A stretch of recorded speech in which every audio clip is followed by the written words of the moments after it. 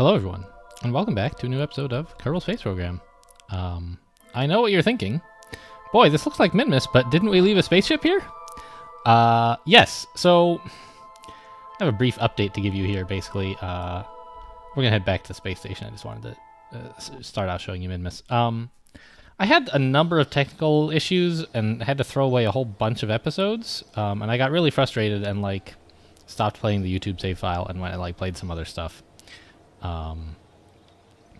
And I'm now back missed giving commentary, but in the meantime I actually started a new save file in science mode rather than career mode, because the money management aspect was not really proving to be much of interest, and also it was limiting me in that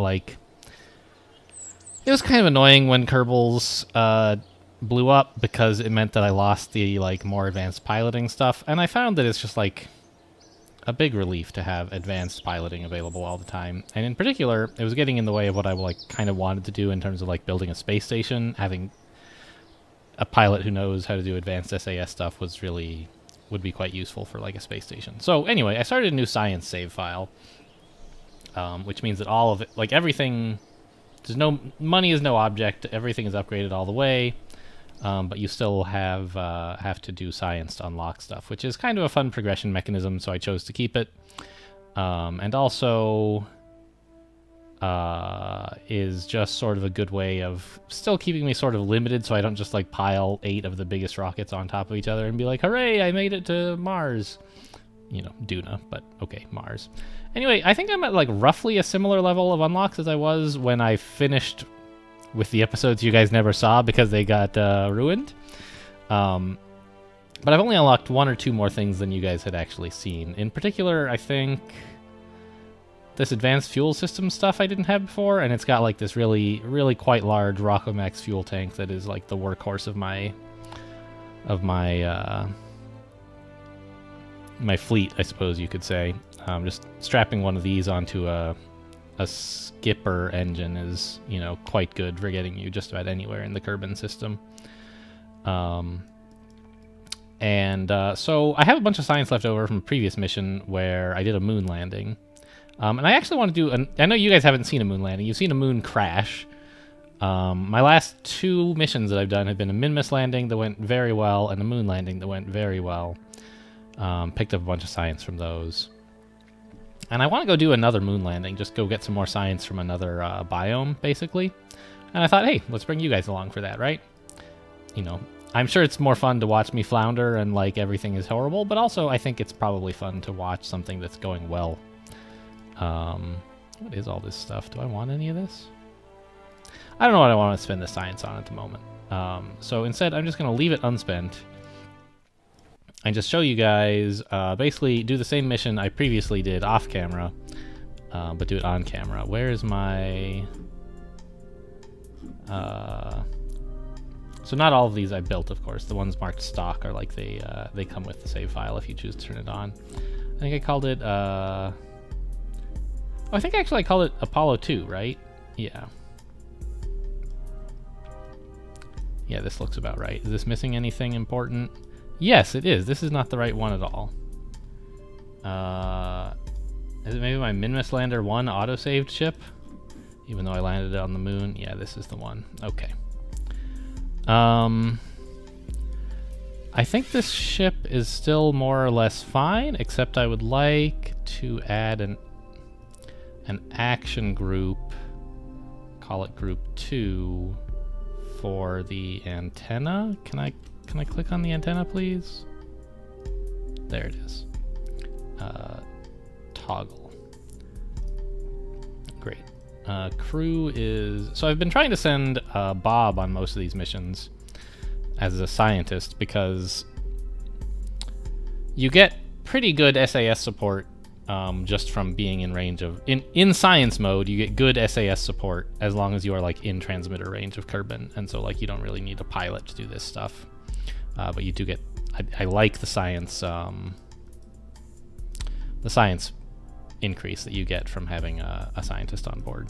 So what is up with this thing? It's basically well, we'll start from the top. We have the lander stage, which is like the command module, a science thing encased in a service bay, several parachutes, more than I really need. More science instruments here, the barometer, thermometer, mystery goo. And then there's a thing I would like to fix on this, actually. Where's my... yes, enable crossfeed. Okay. Something was... These fuel tanks are mounted to this decoupler, and there's this engine here. And the last couple missions, it kept being like, oh, I can't turn on your engine. There's no fuel. And I was like, what? The fuel's right here. And like for some reason the decoupler was set to like, don't let fuel go through this. Select it. No, don't do that. So we've also put on some solar panels here. Of course they go through these, but we don't extend them while the solid boosters are here, so that's not a problem. And landing legs. Below that, the orbiters below the lander stage is a decoupler leading to one of these gigantic fuel tanks with a large engine at the bottom. And these 4 solid fuel boosters are about enough to get us into orbit, after which get us to a high apoapsis, after which this gets us into orbit. We really can't turn very much with all this upward force, so we kind of go straight up, more or less, and then use this phase to do the gravity turn.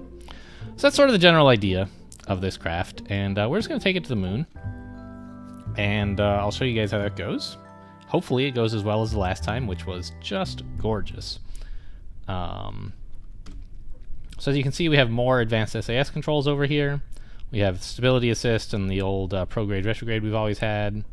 I think once briefly we unlocked like normal, anti-normal, radial in, radial out, but we've never had this maneuver node where you can say like just point exactly at whatever maneuver I've programmed. So if you can do maneuvers that are mixes of like prograde and radial, and like your pilot can still fly it just fine, which is nice. Let me check the staging here. Yes, those, this. Yeah, that's right. And then no, this. Wait, what? Oh, why are these in a different stage? I should just put them together, right? Yeah, that's why I've been so confused. The parachutes have been acting a little weird, and it's because I thought they were in the same stage as the decoupler, but they weren't. Okay, so what we're going to do is take off, try to get a very slight gravity turn if we can. Main engine throttled down pretty low just to provide a little bit of gimbaling, but mostly use the reaction wheels that we have to keep us straight up and down. Try to turn a little to the east, but likely not very much at all. Yeah, that is Bob. Very good. And take off in 3, 2, 1. Let's make sure I get my apoapsis in view here. Or really my trajectory at all. And so as you can see, it doesn't take off very quickly. I should maybe throttle up a little bit more. Even these 4 solid rocket boosters have a little bit of trouble lifting this gigantic fuel tank, I think. Actually, no, they can do just fine. So as you can see, like I can tip over a tiny bit to the right, but you really don't want to fight with these engines. If they get tipped over too far, they become pretty unhappy. And the whole ship just goes wonky. So just try to keep like roughly pointed in sort of the right direction, and then once we're done with the solid boosters, we'll fix the rest of it.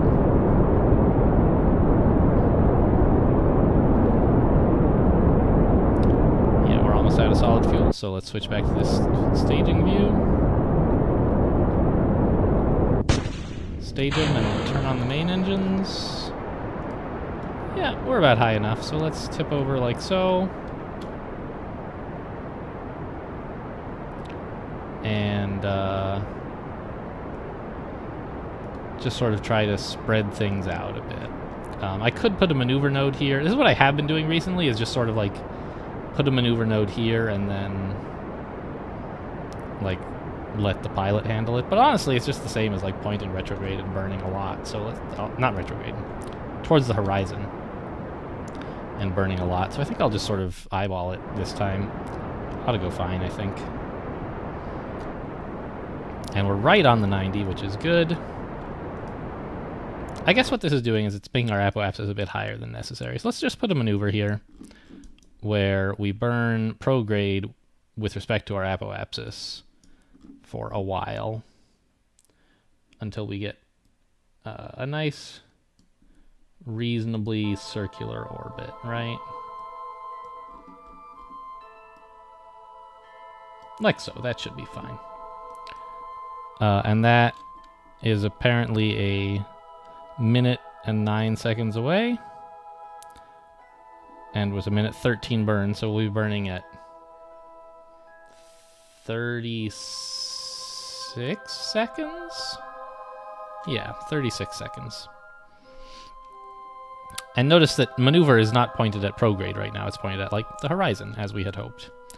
Or not quite at horizon, because it will have drifted by then, but pretty close to it. Anyway, and once we get there, I'll just throttle all the way up. Now, and trust my pilot to take care of this.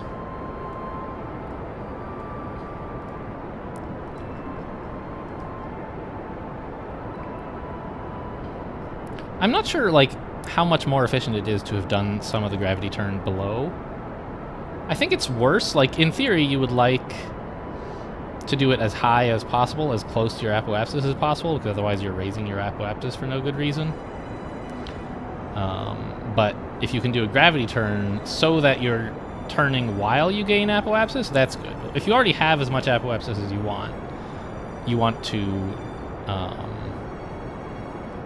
do your orbital insertion like as close to apoapsis as possible, so you don't make it any weirder.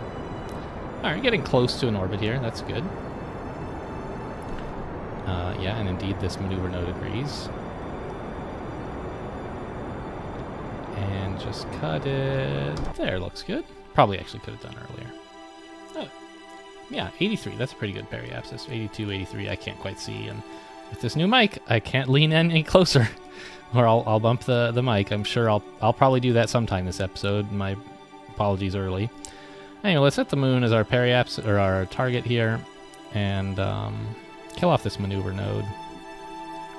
What are our ascending and descending nodes? They're pretty good. Yeah, okay. So if we want to go to the moon, setting an encounter like here? And burn, not encounter, a maneuver. Burn prograde?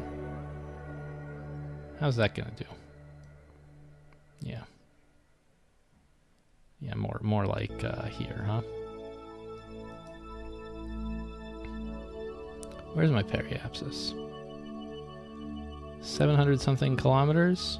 That seems fine. Okay, well, in that case, we sort of got our plan all set out, but actually there's a few more things we should do. Let's deploy those solar panels. And the antenna. Ta-da! I think it passes through this, which is a little bit unscientific and unrealistic, but oh well. And I guess let's just warp to the maneuver, right? Tell the pilot to point at the maneuver node, and once we get there, he'll sort it all out, and it's just a pretty short 29-second burn. We still got a quite powerful engine with a lot of fuel in it. Well, not a lot, but well. It is quite a lot of fuel. It's just not nearly this thing's full capacity. It just has a lot of capacity, so even this much of it is a lot. I think it should be enough to get us into moon orbit without using the upper stage at all, which is good. There's not a lot of extra fuel in the lander stage. Let's see. Yeah, these numbers are a little small for me. I'm used to leaning in, and I can't do that with the new mic, so... Alright, well, now's about the right time to burn. I'll figure something out. I should have just gotten a condenser mic. I don't know anything about audio stuff. I tried to research it, did the best I could. Got something that picks up okay sound quality, but at the expense of being like a pain in the butt to use. Good sound quality, I should say. Okay, it's selling it short. It is pretty good.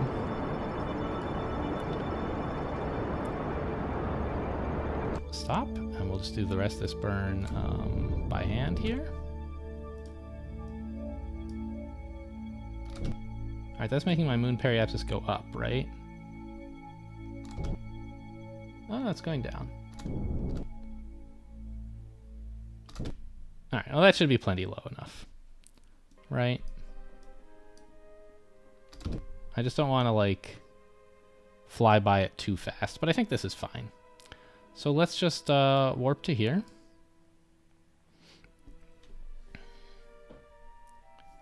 And do the usual thing when we... So you don't have to, like, get into orbit around the moon in order to land on it. If you want to, you can point yourself right at the moon and, like, while you're on descent, just come screaming in with the brakes on full, and, like, if you time it well, it works out fine. But it's a lot more controlled, and there's a lot more margin for error if you establish an orbit first, and then lower the orbit, and then come in sort of sideways. And it's, I think, roughly as efficient. It seems a little wasteful, right, to like, oh, let's create an orbit, and then, like, you spent some delta V on that, and then, like, let's lower the orbit, you spent some more delta V on that. Now let's brake as we're coming in, you spend more delta V on that. But I think it comes out about the same, because you don't have to spend so much on descent if you're not coming in at, like, 1,000,000 miles an hour. Anyway, so we'll just add, and we have enough fuel for it here. Wait, what is this? Get out of here. We have enough to do it the way that I'm used to doing, and I think the way that I'm used to doing is a lot simpler. Even though there's more steps involved, it's less dangerous, less error prone. So we'll just burn... Oh. Retrograde is the wrong direction because we're not yet... Alright. Warp to here, please. I just want to be inside of the moon's sphere of influence so that these controls start making sense again. The maneuver node, I think, was like with respect to Kerbin or something weird like that. Oh, I see. It was being rendered... Whatever. Okay. So, we're still, like, moving this way, but the moon is catching up to us. And so with respect to the moon, we're actually moving this way, which is a bit weird, but alright. I guess that's orbital mechanics for you. So we'll just burn retrograde here. Shouldn't be too much to bring us in. Let's aim for, I don't know, a few dozen kilometers maybe. I could circularize it, I suppose. First, get out of here, maneuver node. What's our periapsis? Ugh, I can't even see it. 641? 541? I don't know. There we go. That's pretty circular. And it's just hardly anything at all, right? So let's just warp to the next maneuver. Point at your maneuver, please. And actually, let's pull it as close to periapsis as possible so it's efficient. And it's just an 18-second burn. So I'll accelerate time a little bit here until we're closer to where we want to fire, which is at 9 seconds.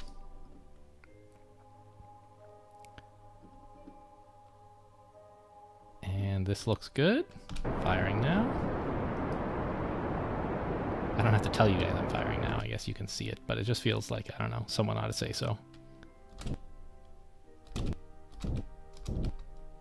There we go. Perfect. So, now a nice circular moon orbit. Now you can see, actually, I left a... What is this? I built something to go into orbit around the moon and, like, do some science.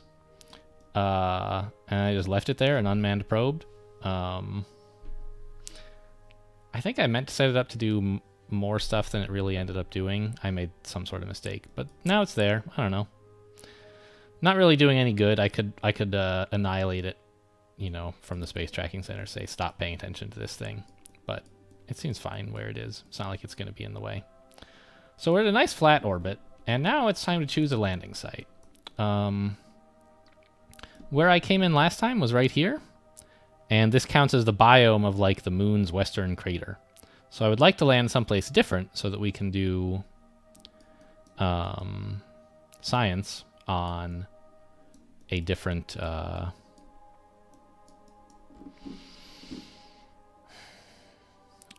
biome. So something to think about when choosing a landing site is, how are you going to return home? Really, You can get into orbit around the moon and then adjust your orbit to like fly back home. But really, like, once you're off the surface of the moon, you can just sort of ignore its influence because Kerbin is exerting a much larger influence on you.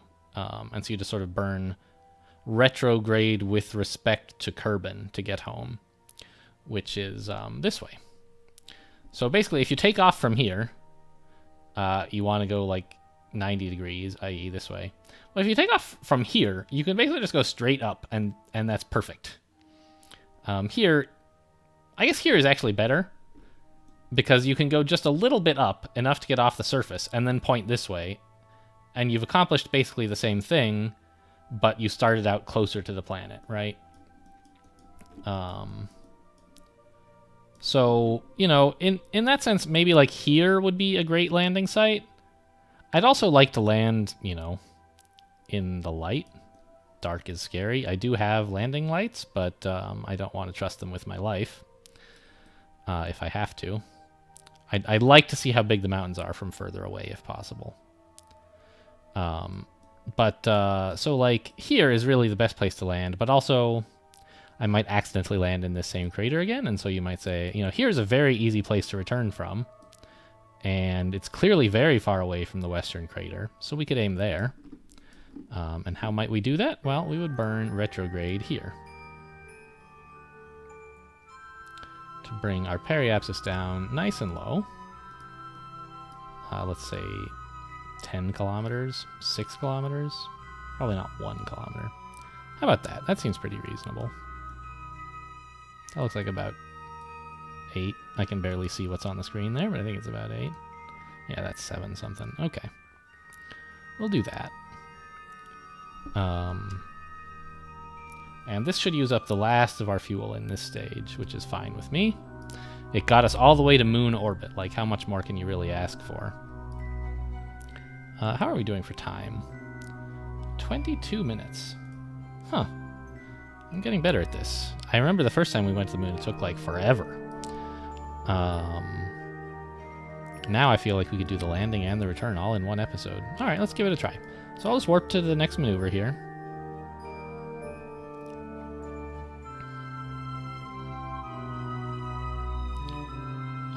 And we'll probably be leaving this giant fuel tank in a weird elliptical orbit around the moon, which is a bit silly, but not a big deal. I'm not going to bring it in to the landing with me, obviously. If it has enough fuel to survive this stage, I'm just going to lower my orbit a little bit more and then jettison it so it doesn't get in the way. Oh, hey, point at the maneuver node, you dummy. Ugh, oh well, not a big deal. We're not moving very fast. We're missing our apoapsis by... Actually, it's not even our apoapsis. It's just missing our target by a tiny bit. All right, there we go. And just finish off like so. Perfect. And our periapsis is reasonable. And we do still have a bit of fuel. Not sure what to make of that. Like...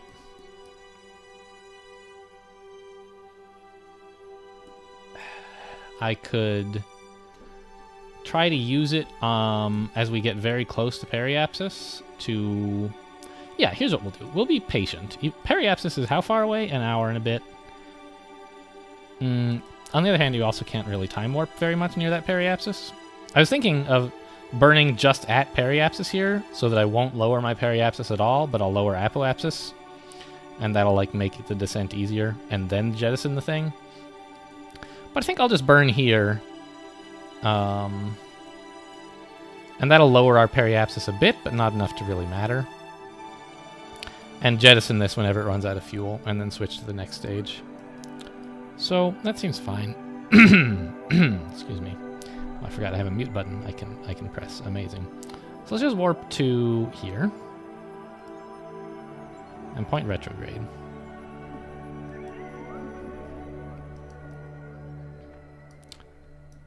Yeah, this all still seems fine. Let's warp a bit closer.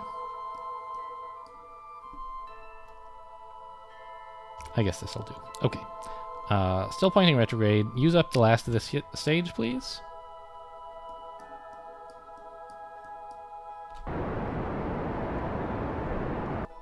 There it goes.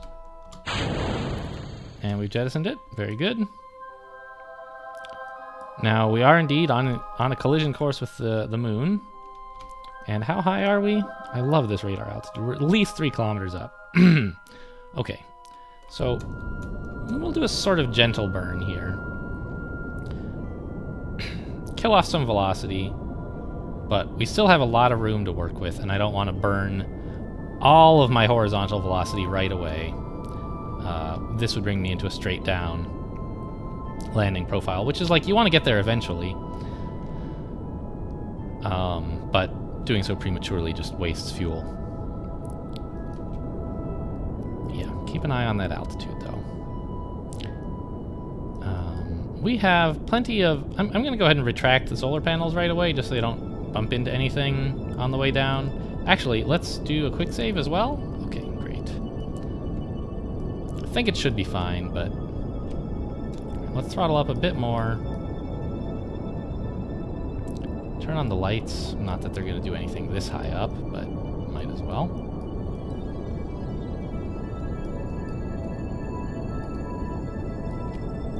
We're coming in a little faster than I would like, I think. I'm going to burn off a bit. I don't know. Maybe I'm overdoing it, but I'm just not sure quite how high up we are, and I want to... Oh yeah, we're much slower than I would like to be at this speed. So really ought to be burning up all of our fuel here quickly. In fact, should be pointing more up, please. There we go. That should stop us from colliding too fast.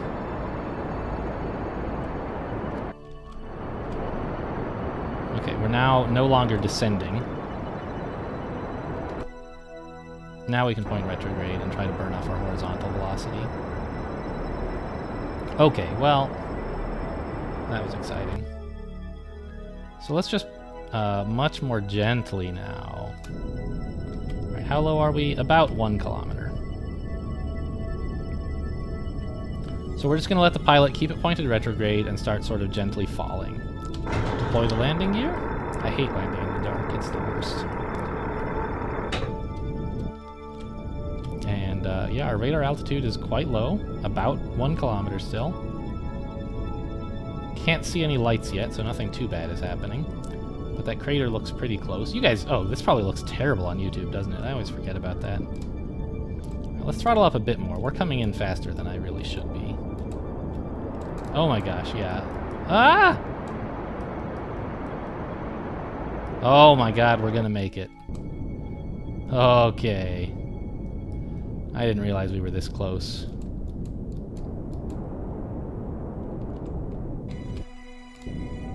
Alright, just try to come in nice and gentle. Alright, this is more than gentle enough. There we go. Whew! I'm glad I was checking the radar altitude, because this says 4 kilometers, right? I mean, crazy. It's just a very tall mountain we've landed on. Turn off the SAS. We can turn off the... Oh, no! Don't turn off the landing gear. Turn off the lights. Jeez. Idiot. Okay. That was fine. And I made a funny mistake last time I landed on the moon, which was I had the solar panels deployed because, like, hey, like, free electricity, right? And then I got out of the thing, and, like, I never bothered to build a ladder. So I just sort of RCS thrustered my Kerbal out, and he, like, landed on one of the solar panels and smashed it in half.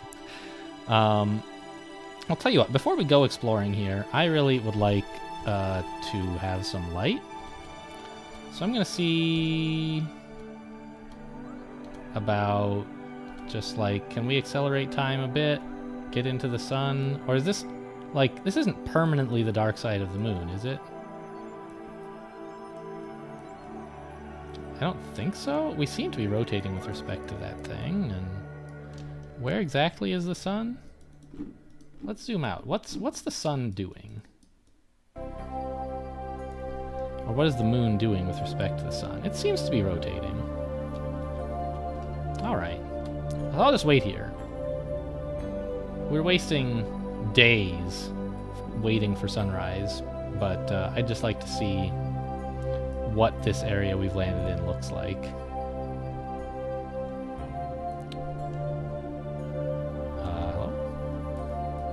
Yes. The sun does appear to be...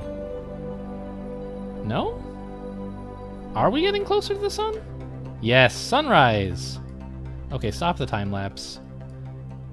Cool. Look at this lunar sunrise. I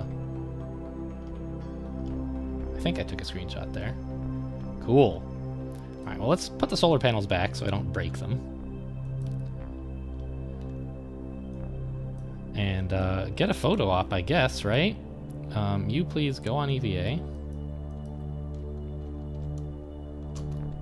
And use those thrusters so you don't smash into things. Cool. Can we get, like, a flag planted here? Let's plant that flag.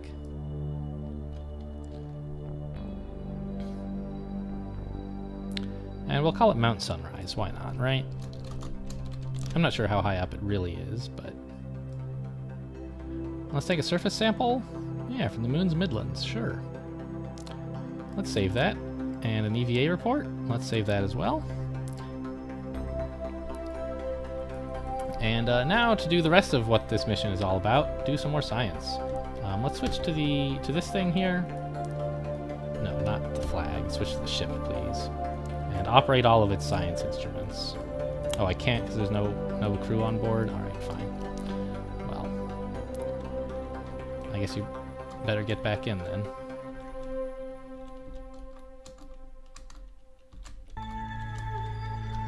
Yeah, it's a little bit fiddly, but we'll get there. There you go.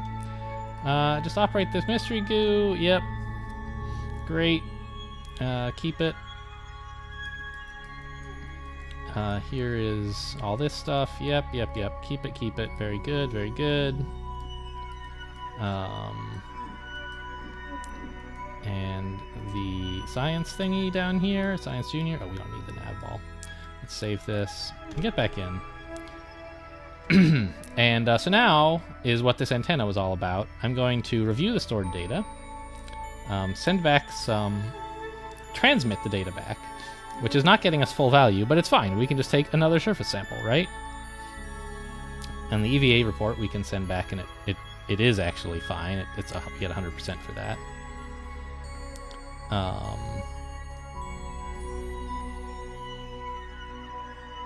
So this is sort of like, I think, how you maximize science, is you try to get do the same experiment as many times as you can while you're in the neighborhood, basically, and that lets you max out all of its value at once. So let's review the data on this. Transmit that home. Yes, please. And that's going to use up all of our electricity. Oh, no, I didn't... Okay, good. I can still deploy these things. All right. Well, that's another reason to want to be in the sun, of course. Yeah, now we're regaining electric charge.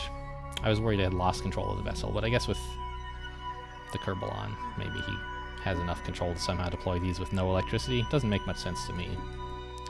But we should be in the sun for quite a while. And I'm going to tell this antenna to allow partial transfers. I always forget to do that. And now, when will you guys just open the dang service bay? When we tell the Science Junior to transmit, it'll use up all of our electricity that we have now, but that's fine. It'll just sort of wait to get more electricity. And I'll just time warp through this. Done. Okay.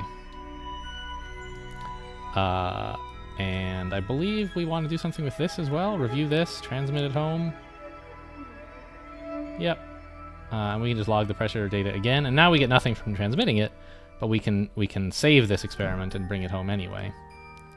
Review the temperature data. Likewise, we'll do the same thing. Transmit it home, and then take another copy of it, so that in case something goes disastrously wrong, we still got some science home. And also, even if something doesn't go disastrously wrong, then we're getting more copies of the experiment all at once. Observe the mystery goo. Yeah, let's transmit that.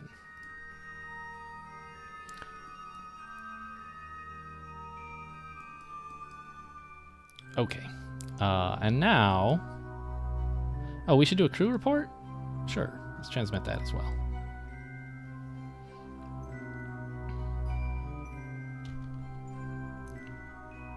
Cool.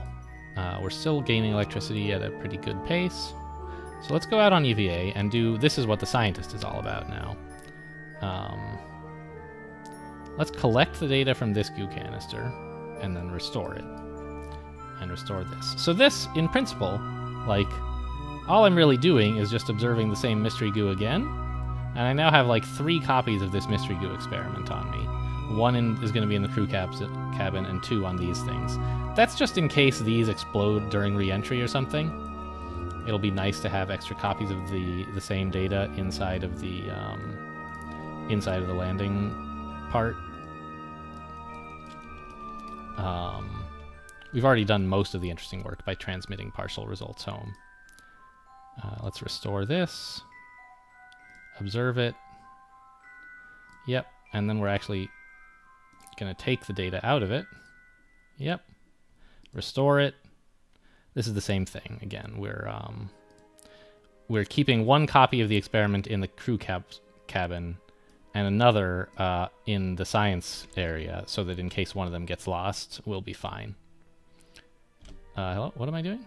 Oh, I hit the wrong button. Okay, so he's put all this stuff on board, and let's retract the solar panels briefly so that you don't smash them on your way out, you oaf. Because I want to do something, which is... I turned off RCS. Well, okay. That's what I get for not having the nav ball on, I guess. Just take another surface sample while you're here. We've already transmitted data back once, and this way we'll have another one on board. Great. I believe that's all the science we really want to do here. So we'll just close the doors on the material bay. And on the service bay, where is that? Here it is. And now it's time to get going home. So which way is it that we wish to go? We're here. So we want to go mostly straight up, but also a little bit towards 90 degrees, which is over this away. Where is 90 degrees on the nav ball? Here. Okay. So we want to launch like straight up, but also kind of go like this. Fair enough.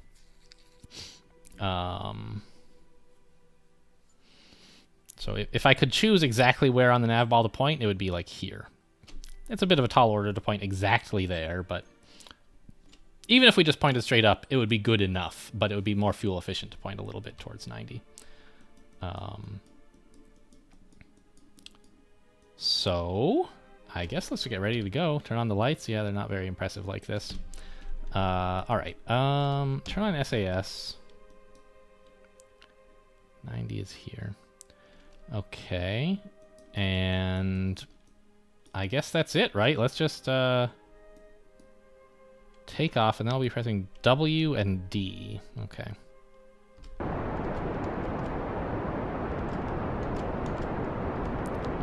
Like that. Perfect. Just hold it right there.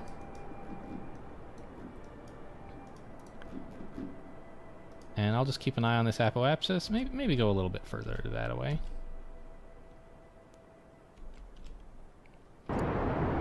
How's our fuel looking? Fine. We're burning... We have a very efficient engine. And so I'm not going to bother to get into a moon orbit. I'm just going to burn this way a lot until we escape the moon. And I think that this is pushing us in pretty close to the right direction. Maybe a bit more that away.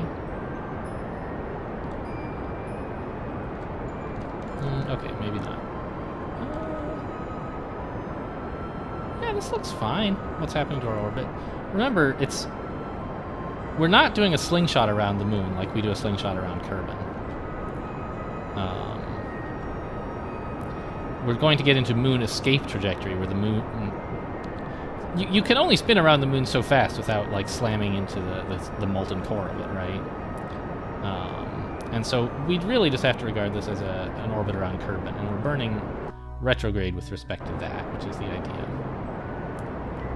And just bring our apoapsis down. We don't want to re-enter the atmosphere right away.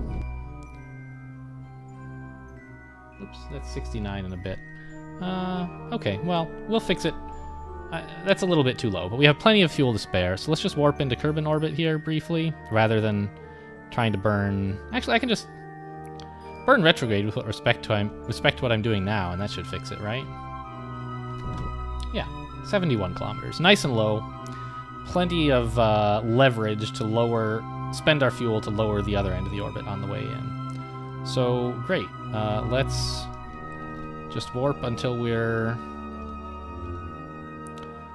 out of the moon's sphere of influence, and then I can't quite figure out... We're coming this way, right? I think? That's 4 hours away. That's a day away. Yeah, alright. So let's warp to, like, here.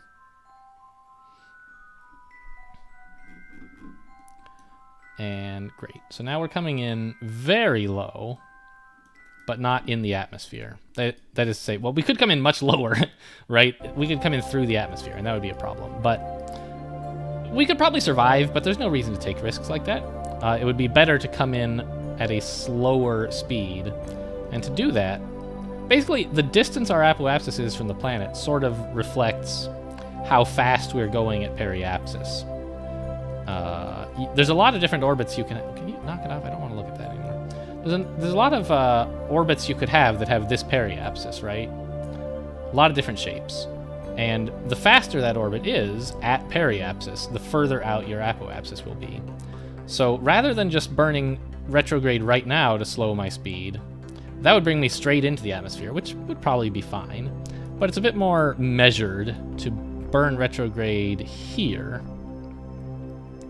to bring our apoapsis down nice and low so that next time we come around, we can be going much more slowly.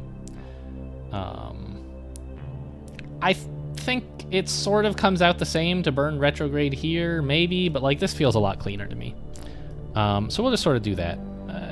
It's not going to take a lot of fuel to... Basically, like, I just want to burn retrograde a lot, and I don't need a maneuver node to tell me how much that is. I just want to, like, warp to here, and then burn a bunch of retrograde. I just don't want to bring my I don't want to burn too soon and bring my periapsis into the atmosphere. So I'm warping to very close to periapsis. And I'm going to burn now, but keep an eye on periapsis to make sure it doesn't go below 70 kilometers. It's going down slowly, but I think if we continue burning here, we will bring it down into the atmosphere, which I don't really want to do. Let's keep an eye on our fuel as well. I'll just wait until actually periapsis to start burning, so that I really can't come back in on this orbit. We're still pointed at retrograde, and let's go. Yeah, and our altitude is climbing, even though our velocity is going down. That's the idea. That's what we wanted to do. Not re-enter now, but make it less dangerous when we do re-enter. And I just have to keep the tiniest bit of fuel left to burn once I'm at apoapsis, lowering my periapsis. So I'm going to spend most of it here lowering my apoapsis first. It starts becoming less and less effective as this gets lower. Like it's more expensive to shrink a small orbit than it is to shrink a large orbit. But okay, that should be plenty. And indeed, our apoapsis is now within the atmosphere, and so even if I did nothing, we would eventually re-enter, but it would take, like, I don't know, weeks or months.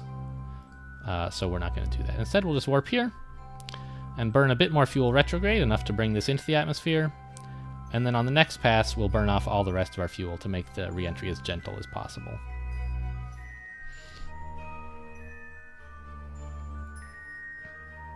We have enough spare fuel that we can afford these sort of gentle braking maneuvers. We could be more brusque if we needed to. Boy, I don't get to use the word brusque very often. Okay, yeah. So, there we go. That's nice and low. 40 kilometers is plenty. As you can see, we saved really more fuel than we needed to for that burn, but I didn't want to be stuck in space after having made a mistake. So let's warp to, like, here. This should be still out in space, not in the atmosphere, right? Now, by the way, there's something funny about this ship that I haven't figured out yet, which is, like, when you try to remove the last stage, it kind of gets stuck. Like the fuel tanks are too tall or something, and you have to shake it off, which is kind of funny. But okay, I'll just burn retrograde, use up all of our fuel, and you guys will see what I mean in a sec. Okay, so now I'm done with this stage. Cut the engines. Separate. But it's like just stuck to us, right? I have to go like... Why won't it turn? Hello?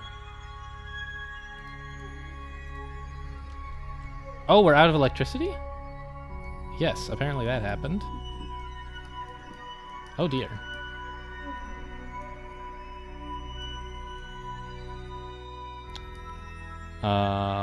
Well, turn off SAS? Not Jeb. Bob, you gotta deploy the solar panels. Why did I take them out so soon and leave SAS on? Well, alright. I mean, if we were gonna run out of electricity, this might not have been the worst time to do it. Right? Like, we actually got all of the rotations that we needed to do done. I'm not at all happy. Oh, yeah, we're not going to be able to stay retrograde, are we? All right, we might be loading a quick save on this one. Well, actually, when did we take our quick save? It was on descent into the moon, right? I wish there was some warning, like you're running out of electricity. You know, do you want to do something about that? Oh well. It was on descent into the moon, I think, is when we quick saved, and I don't really want to go back to that. But on the other hand, if this mission explodes, I do want to have completed the mission. So I don't know. I'm just going to sort of hope that this landing goes okay. This should shear off the bottom half of the ship pretty quickly, I would think.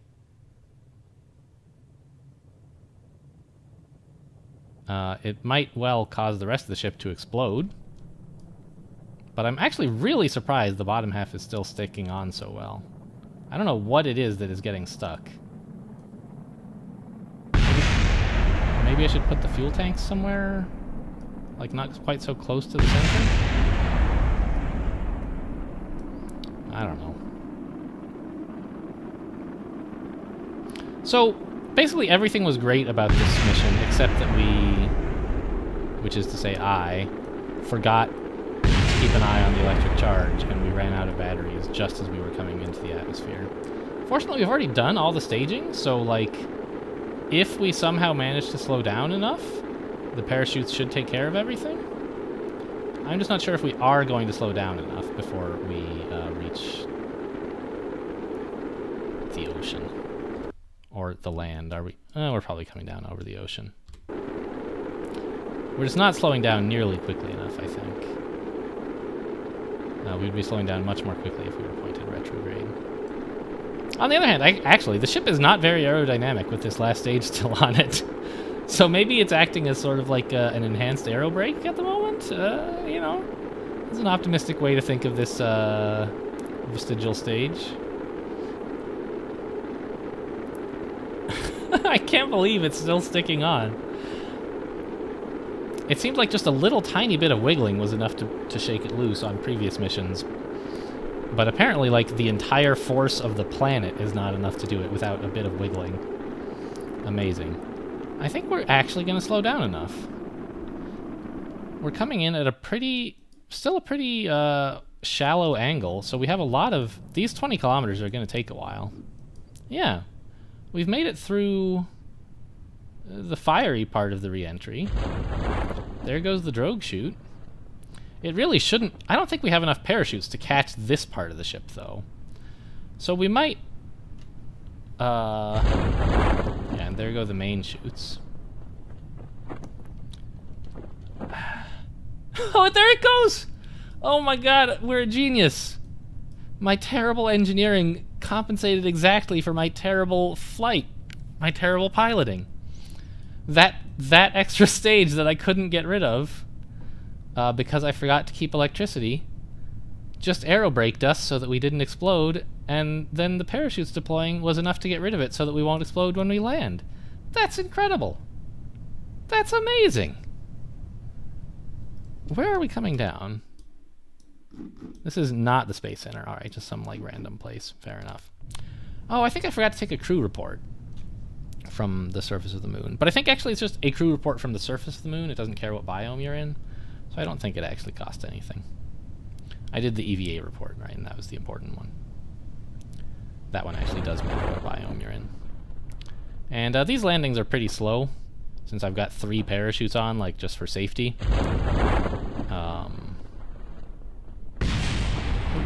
There goes our air brakes. Oh, there's the moon. We were just there. All right. There's a picture of our return. Very good. Well, Bob, your terrible resource management has not killed you this day. All right, that's pretty good. I'm happy with that. I wish I could warp faster than this, because we come with all these parachutes. We come down extremely slowly, so slowly that we don't really need the service bay. Let's get rid of the heat shield so it doesn't explode. Wouldn't be a big deal if it did explode, but all right. Ta-da! We landed. Is this crew report? Oh, we're rolling. Hey, look, a crew report that's like from the grasslands. Cool. As soon as you have finished rolling, it really would be nice if we could do an EVA report or something. Yeah, well, alright, that's nothing interesting. Surface sample? Yeah, we already have all this. Whatever. Get back in. Recover the vessel. A successful mission by any metric. Unless you can measure planning. Actually, the planning was fine, too. It was just like execution. So it says we only gained 243 science, but that's because we beamed a lot of it home ahead of us. Remember, we had like 560 something maybe at the beginning? We have a 1017 now, so we about doubled our available science.